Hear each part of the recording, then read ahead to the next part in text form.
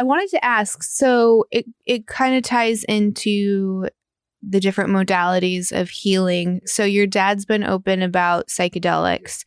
And you're interested. Yeah, I'm so interested. Yeah. So I had a guest on, Matt Zeman, and he's in that space. My husband's kind of working in that space a little bit as well. So he was super excited when he heard you were coming to town. He's like, oh my gosh, they're doing such interesting things up in Canada. And obviously MAPS is up there.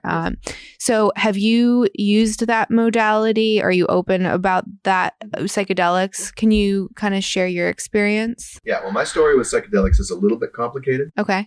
In that I married someone and then got divorced from that same person within a 2-year span, who was essentially my father's apprentice in the ayahuasca group therapy world. Oh, wow. And in fact, she and I led a retreat together down in Peru at a ayahuasca healing retreat center.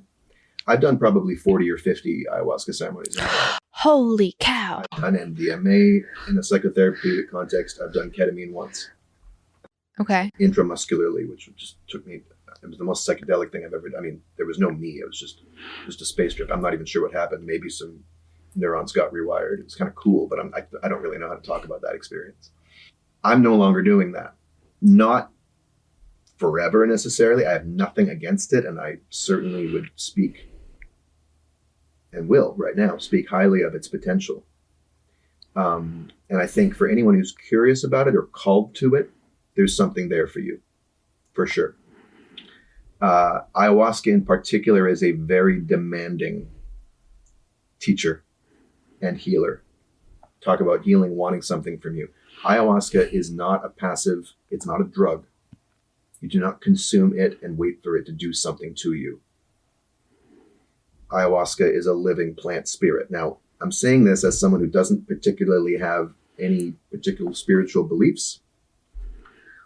You know, my scientific mind is kind of agnostic on the idea of gods and spirits and whatever, but having experienced what I've experienced, I don't think it's too much of a stretch for most of us to imagine that plants have intelligence. Well, yeah, we know that almost now, yeah. We know that they have different qualities and different medicinal properties. It turns out that when you interact with some of these ancient plants that human beings have been learning from and working from, you really get that they know something we don't, and that they can unlock.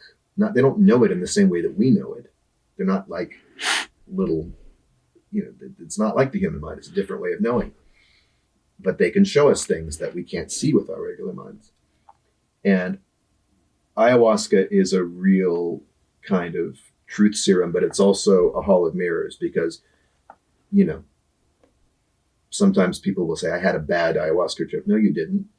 You had a trip that you didn't know what to do with. It wasn't, I don't like to even saying trip. You had a journey. You had what's it, synonym, trip, journey. You had a ceremony that was, now some people, you first of all, you must absolutely have to do ayahuasca in the right context. There are charlatans out there.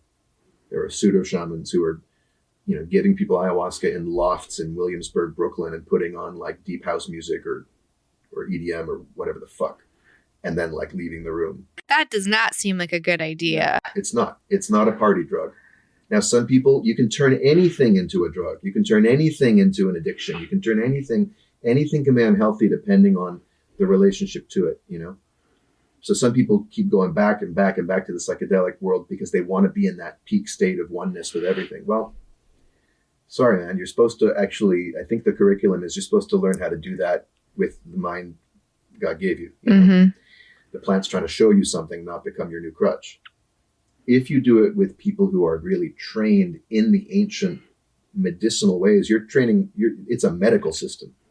These, the vegetalismo, it's an intricate, complex, very detailed, rich tradition of working with plants to